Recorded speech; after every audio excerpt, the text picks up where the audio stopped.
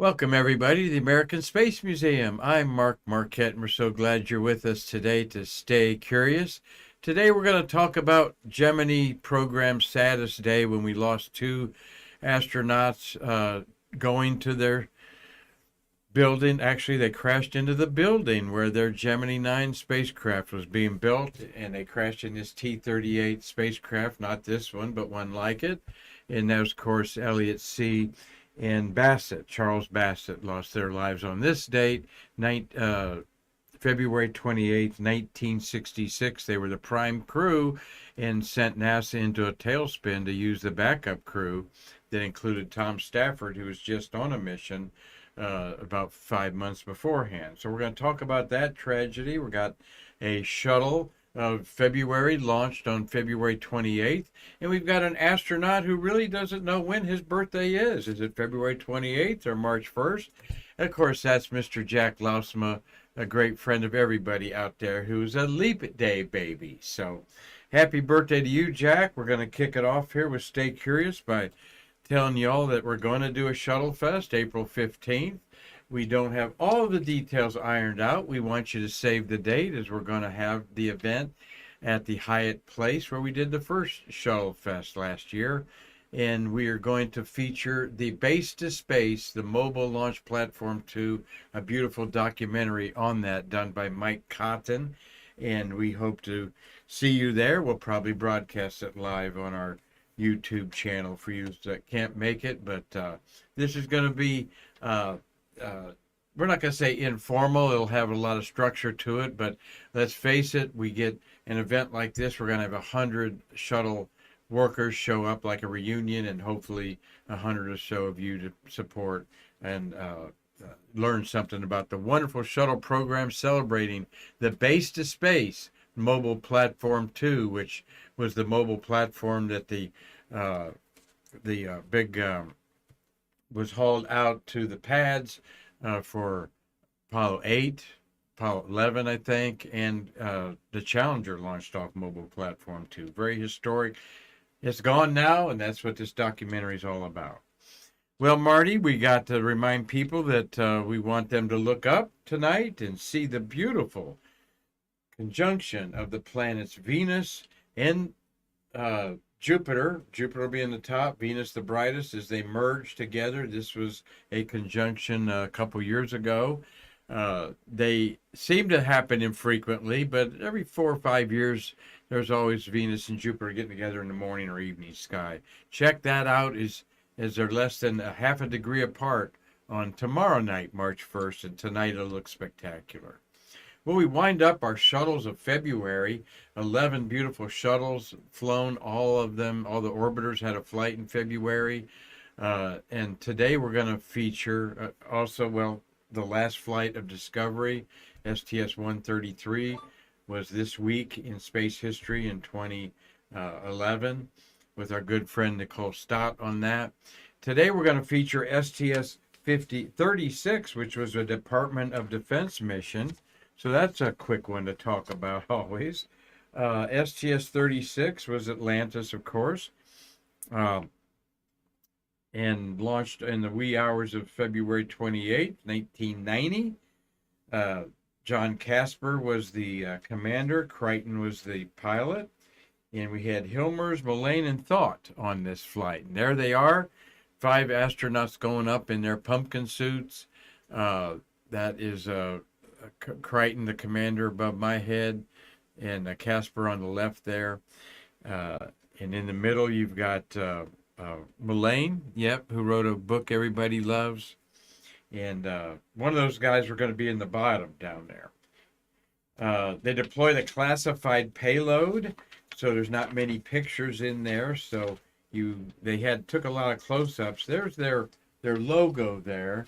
And if I could get the 36 logo out here, talk about it just quickly, that the dominant theme of this patch is the essential role that spaceflight plays in preserving the blessings of freedom and liberty of America. The eagle is a symbol of our country's commitment to strength and vigilance. Its domain is not bound by the limits of Earth, but reaches out to the stars. The space shuttle majestically beginning its journey into orbit demonstrates how man and machine work together for the security of our nation. The flag represents the patriotism and love for America possessed by each member of the five-member crew and signifies the honor accorded them through participation in national defense. Such a beautiful depiction of our what the shuttle Department of Defense mission was all about. Yes, there's many hidden stories in these beautiful, beautiful mission logos there. What was launched? Well, it was top secret, but years later they find out that they deployed a satellite called Misty that was believed to be the first maneuvering stealth satellite. Here's the crew in space. There's one of the crew members there with Hilmer's there with a pretty serious looking telescopic lens there on the camera system there.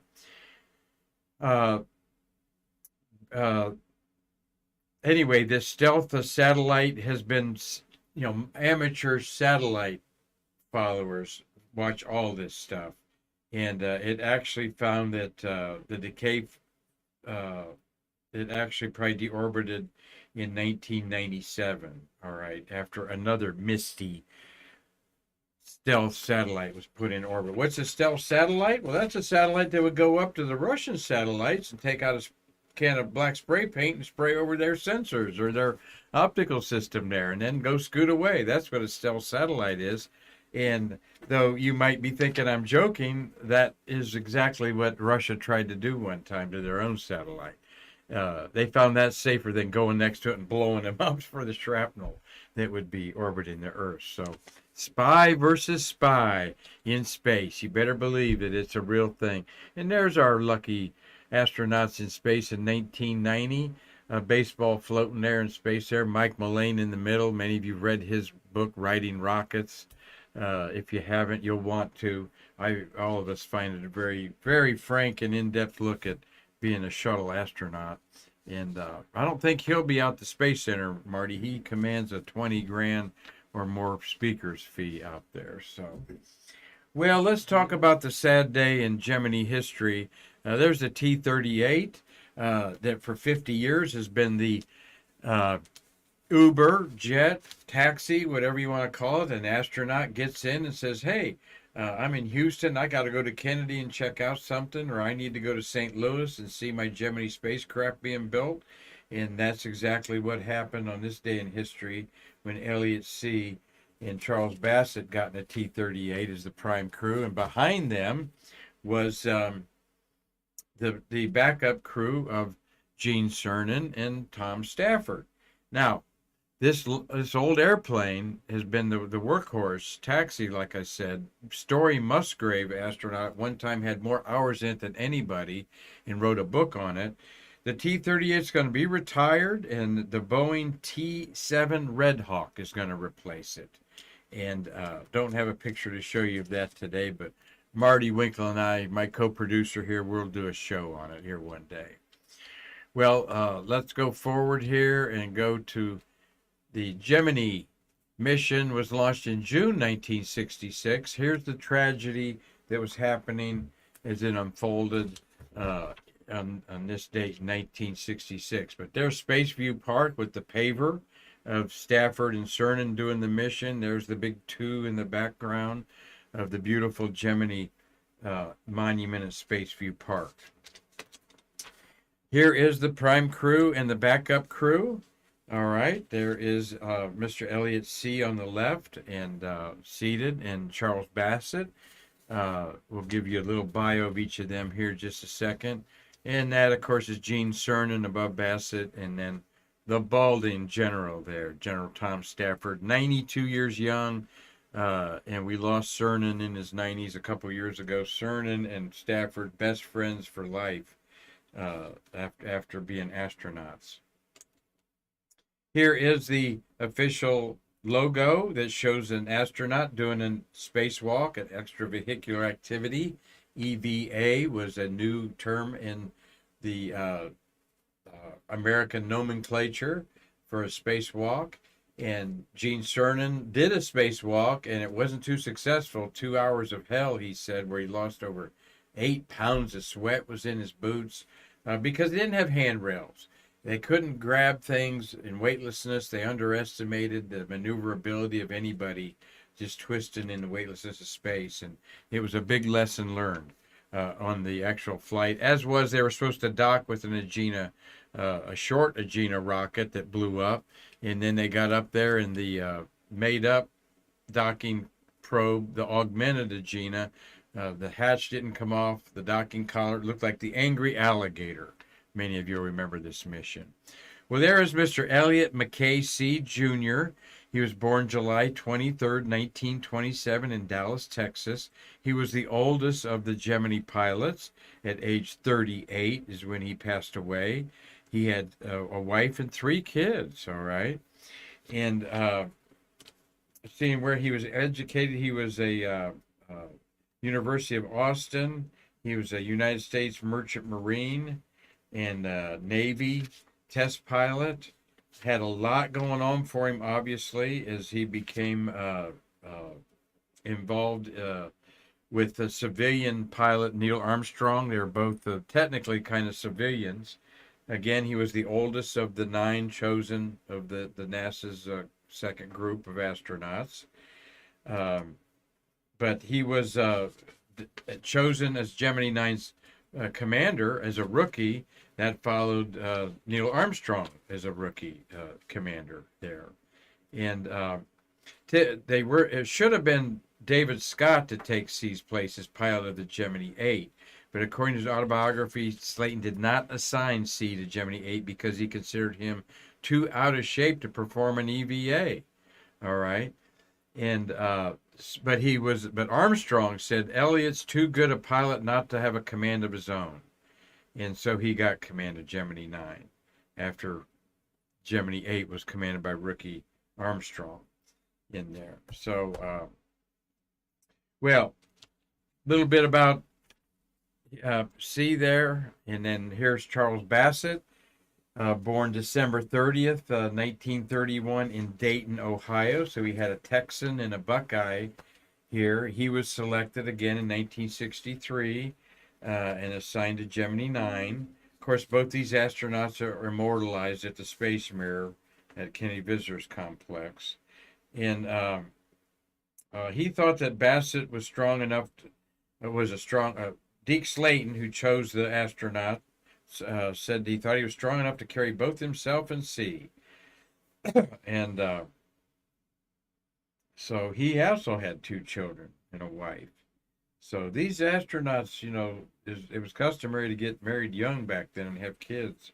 And both are interred at Arlington Cemetery. So what happened that fateful day?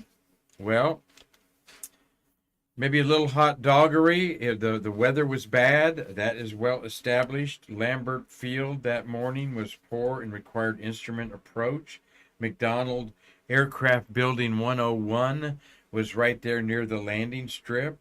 Both jets overshot the initial landing attempt and continued C continued the visual circling approach, and Stafford elected to follow the standard procedure for a missed approach. On his second attempt, C undershot the runway, hit the afterburners, turned to the right. The jet crashed into the very building where his Gemini spacecraft was being built. And they crashed in the parking lot. It was not pretty. Okay. Finding their bodies was, like I said, in this mangled mess. 2 astronauts killed in jet crash at McDonald. They don't even say McDonald in the St. Louis Dispatch. Don't waste the C. Put an asterisk there, right? That's kind of funny. But they were scheduled to go in the spring on Gemini 9, which was going to basically repeat what Gemini 8 didn't accomplish because of the emergency abort that they had. Some of the details of this I have had related to me personally, all right, as we look at both those astronauts there. Minutes later, after they crashed, Stafford and Cernan landed safely, okay. They were going to spend 2 weeks in the simulator at McDonald, and of course, uh, seeing their crewmates, crash in front of them, just had to be traumatic as could be. Never heard Cernan talk about it or Stafford though. Here is the debris. Actually, there was a new building being constructed. See, clipped the wings on the one building, and there you see the tail number of that T-38 crashed in a construction site. So, one of the early days, 4.5 years ago, I'm at the Space Museum, and there is Charlie Mars standing up, our executive director, Karen Conklin, shaking the hand of Mad Don Arabian in the red shirt, and that is Jerry Roberts in the checkered shirt there, greeting Karen. They did an interview, and years ago on tape, oral history. Jerry Roberts did with Don Arabian, and I sat in on it. And Jerry Roberts was in his office at the top floor of the building when that T-38 crashed into the building. And he said the building shuddered, and he looked out his window and he couldn't believe it. He saw parts of an airplane crash into the parking lot, or not the parking lot. It was actually a site that was being dug up to build another building. Now, seeing and hearing aircraft around the McDonnell plant that built aircraft, of course, was not an uncommon thing. But as you looked out the window and saw the smoldering mess there in the sleety snow and so forth, he knew it was bad. And lost track of Jerry. I called up our godfather there, Charlie Mars, and asked him if he knew anything about Jerry Roberts to get him on Stay Curious, and he hadn't seen him since this interview. And Don Arabian passed away about 2 years ago, and boy, is he a character of NASA. He was Mr. Go-To, solve the problem, ombudsman, if you will. Mad Don Arabian there in the red shirt, and Jerry Roberts, a McDonald worker on the Gemini there with our beautiful executive director Karen Conklin in our of course, I neglect to say that that's our one-of-a-kind Cape Canaveral gallery there. You'll never see another room like that outside of a real control room. So, and there's the Cernan on the left, Commander Stafford on the right, coming back from their kind of successful mission in fulfilling the Gemini 9A mission is what they called that. So, well, sad but true, but that is the price that every astronaut knows that can be paid. Not going to space, but also in training. It's all dangerous. But quite frankly, everybody knows that these guys should have been safely landing and not hot dogging. I've been told that they thought that there was like a last one to land buys dinner type of thing, and which they did all the time. These were alpha dog men that were fighting to impress Deke Slayton and the hierarchy of NASA with their skills and be elected to be, let's talk about it, the first man on the moon. All of these Gemini astronauts knew that it could be them. So, sad day in space history, February 28th, 1966, when we lost two great astronauts to be, that certainly would have been moonwalkers, Elliot See and Charles Bassett. Well, let's get to some happy news here and some happy birthdays out there. We got two good birthdays, one of a great friend that I'm happy to have made an acquaintance with. Yeah, but let's wish a happy birthday yesterday to Thomas Prescott. ESA astronaut, turned 45, already 396 days in space and 6 spacewalks at the International Space Station. Thomas Gautier Pesquet, Pesquet, was born February 27th, 1978 in Rouen, Normandy, France, but considers Dieppe his hometown.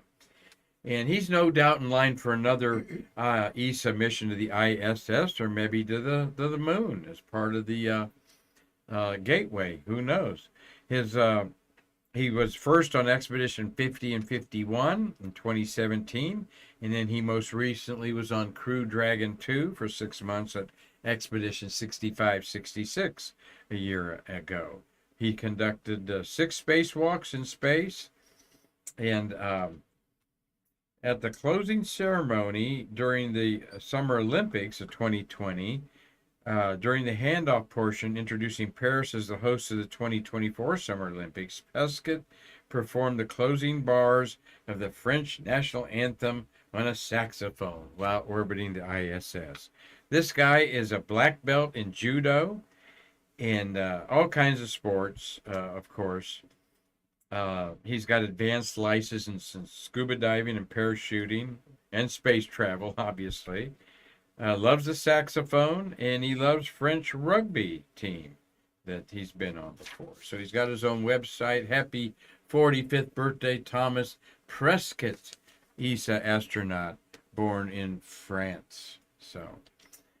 But this is a real special happy birthday. Always a happy birthday when you get to know the person that the birthday is happening. And this is, of course, Mr. Jack Lausma, born on Leap Day, February 29th, 1936, in Grand Rapids, Michigan.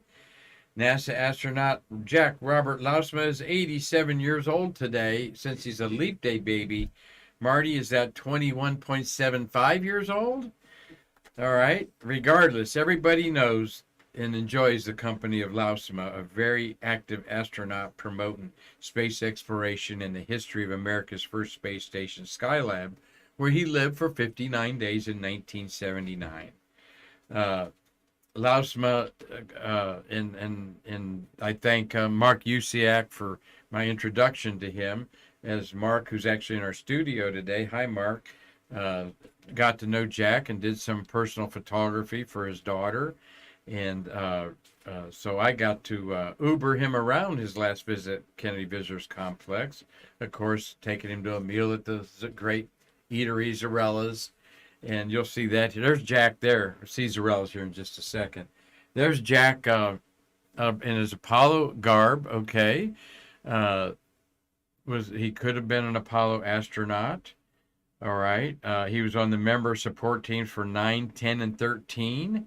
That's why he's always at the Apollo 13 reunions. And he was a backup for the Apollo Soyuz test project.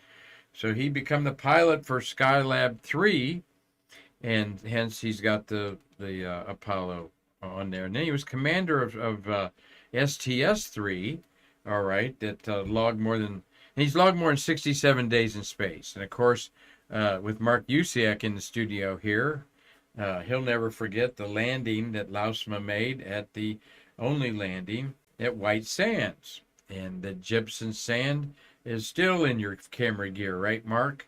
All those decades later. But it's no joke that Columbia always had gypsum sand come out of it, even until its final launch in 2003. Lausma spent 11 hours on 2 spacewalks outside the Skylab. And he's also got to show this picture. Boy, we had a hard time getting this picture up, gang.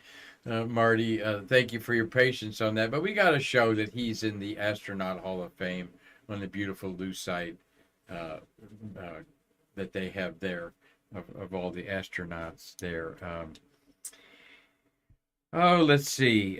He was at that 59 days was a record at the time. Of course, Lausma's handprints that I couldn't find are out there at Spaceview Park, where we celebrate President Kennedy, and those pylons are the names of workers that you see there who gave us $100 to immortalize them out there forever. And Marty's out there on a couple of those. Well, there is Jack Lausma talking to myself and Mark Usiak a couple months ago, last fall when he was here in town talking, and he loves to talk about his adventures. He really does. He's such an alert man in his late 80s, and he loves talking about every aspect of Skylab. He's very detailed about his explanations and so forth. And for you ladies out there, little man candy from Mr. Jack Lausma. We were out at the Space Center today. Marty was out there, and we saw astronaut Anna Fisher, thank you. And Marty, she mentioned her 9 days in space. She couldn't wait to take a hot shower, right? And so I thought about her, having to wait 9 days while there's Jack. And really, you don't hear enough about this. All right, it was apparently very successful. All right, that they could take a shower and get cleaned up better than just a kind of a wet towel bath. So this might be something that maybe Elon Musk's thinking about putting on that Starship. Man, they're going to have something, or take cases of Febreze with them there to keep the smell off everybody. So there's Jack, and there he is. Yep, there he is. There's Carlton Bailey and myself in the background. UCAC must have took the picture there of his special. You got to order the lasagna ahead of time, all right? But it's delicious, and they did for Jack, and boy, he enjoyed it there at Zarella's. Thank you, John Zarella, for always a good time. And you got to see John Zarella's interview conversation we had last Friday on our YouTube channel. Thank you, John. Great to make your friendship. And he was very insightful about not just his career, but what's going on now in the space business, news business. Well, can you imagine that we had a woman while we were dining with Jack Lausma come over, and this woman was with a group of Artemis and shuttle astronauts that were in the other room, and she came over and said that Doug Hurley wants to meet you. May he come over and you meet Doug Hurley? And so I thought that was kind of cute that Doug Hurley asked him permission. Of course, he was the Demo 2 commander of the first non-governmental space flight, to say it that way. Yes, Marty? Demo 1? Demo 1. Did I say Demo 2? It was called Demo 2, wasn't it? UCAC? Mm-hmm. Demo 1 was I think Demo 1 was the test of the Dragon thrusters on escape, but I could be wrong. Anyway, Doug Hurley flew the first SpaceX Dragon capsule with Bob Behnken, and he couldn't wait to meet Jack Lausma there and look at him beaming. I think that's cool. And another great friend of ours, Bruce Melnick, out there. He is the one that corrals all the astronauts or gets them set up for Nick Thomas to show them off to a whole bunch of people there. So look forward to seeing you again, Jack. Happy birthday to you. Among the astronaut followers, Lausma is known as a fun, regular guy. Indeed, he gets a kick out of the satirical alter ego created about him on Bad Bobby on this Facebook page, Space Hipsters. And it chokes me up to say this, but he's a University of Michigan graduate, 1959. When I picked him up, I had my Ohio State red and silver throw on my seat there, and he goes, "What's this?" I said, "Just wanted to put some color in your life, Jack." And he laughed in there. But always a great rivalry, Michigan and Ohio State. Of course, Marty, did I fail to mention Ura? He's a proud Marine. Yes, you got a question there, buddy? No, I was just saying you were correct. It was Demo 2. Oh, I'm correct? Write this date down. Demo 2? Yeah, Demo 1 was when they did the escape Dragon thrusters test on there, I believe. So well, that's okay. A little bit of cough there. I must have been out. Well, I was out in the out on the veranda watching the launch last night. I must have caught a little bit of cold there. So, well, Jack, we love you, man. You're a great guy. Can't wait to spend a little more time with you. See you out there. He just really does a great talk to the people at the Space Center. And so I should know when he's coming out, but it's around the first week of April. In fact, April 6th, something like that. And we're going to pick you up, and maybe Charlie Mars will take you out to dinner. He said he wanted to get up with you there. So, yes, Marty. He may be coming out early, but he's coming out for our April 22nd end of Apollo Era celebration. Okay, good. Good. Well, we'll get to see him back then. He's always supported the Grumman Lunar Module group because he was a backup on 13. Not sure why he got passed up for a lunar landing, Marty. Did you ever hear about that? I've not looked into that. I have no idea. We can ask him. Yeah, we'll have to ask him, and he'll have an answer, too. Happy birthday, Jack Lausma. God bless our fallen astronauts of all eras. And like I said, We're honoring Elliot C. and Charles Bassett today, losing their life in 1966 in a crash of this third similar T-38 jet. So, well, when you go outside tonight, getting ready for supper, whatever you're doing, go out and look to the west, because after sunset, it gets a little bit of twilight. You're going to see. All right. Fighting each other. Yeah, we're trying to outfox each other. You're going to see Jupiter and Venus almost merge as one star, and then tomorrow night it'll even look better. So they'll even be closer. And this, my friends, is a passion play of the planets that the ancients watched hundreds of years ago, thousands of years ago. This is what most astronomers think is what we call the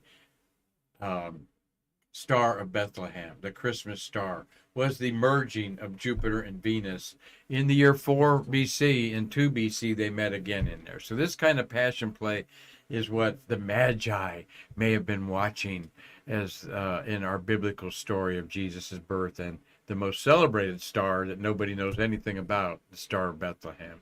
So think of that when you're outside watching a beautiful sunset today. The moon's going to be behind you. Big old gibbous moon rising up. It was first quarter last night.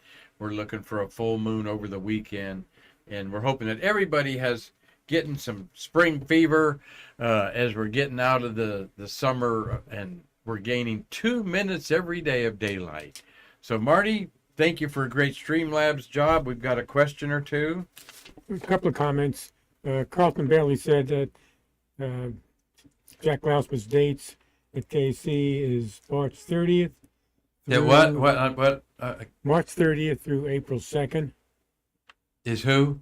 Jack Lausman. Oh, Jack Lausman, Yeah. March 30th, April 2nd. Thank you, CB. And Tom Usak stated that Lausman was scheduled for probably Apollo 20. Jack was going to be on one of the, yeah, I think he may have, yep. And that's Tom Usiak, big brother to Mark here and there. Mark is condo shopping and trying to move your whole family down here. So tell Vicky to, they got good schools down here for the grandkids and everything. So now we miss you, Tom. Can't wait to see you at Shuttle Fest. We appreciate everybody watching today. Doug Forrest is taking a break in Los Angeles. Doug, if you got a picture of snow in LA, let me know that. Today's nice talking to Gary Gerald, our peanut farmer up in Collins, Georgia. He walked in on UCAC and Carlton eating high on the hog, Marty, at Durango's. All right. Can you imagine what a steak costs at Durango's? These guys are really hitting the big time. Now, Durango's one of the best steak places around here. Melissa Pope, thank you for watching, young lady. Steve Hammer. I'd like to get in touch with Steve and help promote his website a little bit. Dave Stangy is watching. He's coming down next week, I believe, Dave. We got Mariana Christ, Mike Bostock, Bill Whiting, thank you for 50 stars. And I made sure that our accounting department knows that we're getting paid about every 3 months for those stars that you're sending in. And it is real money, and we're going to challenge you all one day to maybe have a star fight off there. But I got to have both UCACs out of town because they're the guys that got the money to send us. Cynthia Rossi, Carlton Bailey, Christina Smith, Bruno's watching, Bruno Demano, Howard Pepper, Cliff Watson, thank you, my buddy down in Australia. He's already into Wednesday morning. And Hazel Banks, thank you for watching, Hayes. And thank you for staying curious. And she is a financial supporter of our program also. So, Marty, thank you for a great job. We've enjoyed sharing some space history with you all today. We're going to do the same thing on Wednesday with Mikey Haddad, our payload specialist, has got a couple guests that he's bringing with him to talk about the tethered satellite system that was launched in the month of February on STS-75. It was basically a big ball that they wheeled out on a tether a couple miles long and generated electricity. And it's a system that I don't know why they're not using on the International Space Station, because it had some validity to creating energy as well as even maybe maneuvering satellites up and down. But you're going to stay curious tomorrow as Mikey Haddad will tell us all about that with his team of engineers that worked in the space SSPF spacecraft facility there. So, well, thank you all. And like I said, we hope that everyone's getting resetting for another launch on Thursday night or Wednesday night. It'll be Thursday morning after Wednesday after midnight. So until then, I'm Mark Marquette saying we can't wait to see you tomorrow to talk about the tethered satellite. And please make plans to come to our museum to what? To bridge the space between us.